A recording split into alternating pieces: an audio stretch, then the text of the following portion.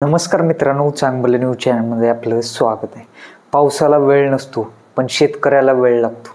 शेती म्हणजे वेळेवर नांगरणी, योग्य वेळेस पेरणी आणि निसर्गाशी जुळवून घेत मेहनतीचा खेळ.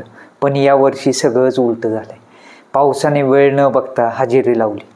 शेत अजून तयार झालं नव्हतं, कुणाचं अजून ट्रॅक्टर मिळालं नव्हतं, कुणाचं कर्ज मंजूर झालं नव्हतं, कुणी अजून बी घेतलं नव्हतं आणि पावसाने मी येतोय म्हणत अंगावर कोसळायला सुरुवात केली.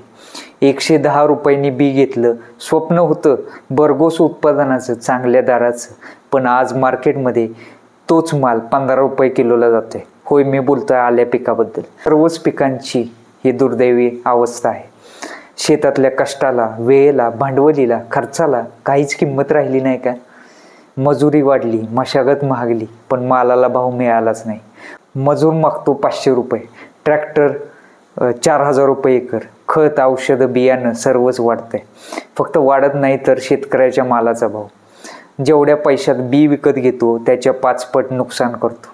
ते नफा शोधत नाही तर तो फक्त जगण्यासाठी लढतो.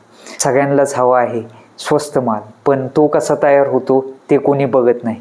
हात मोकळे करून, हात पोळून, पाठीवर ऊन झेलून, पायात चिखल साचवून शेतकरी शेत तयार करतो. तो कधी सुट्टी घेत नाही, कधी संप करत नाही, कारण त्याला माहीत असतं तो संपला तर सगळं थांबेल.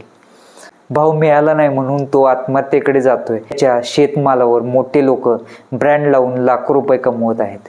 हीच सध्याची स्थिती आहे. शेतकरी रडतोय कारण त्याचं दुःख बाजारात विकलं जात नाही. तो जगतोय पण त्याच्या जगण्याला किंमत कोणीही देत नाही.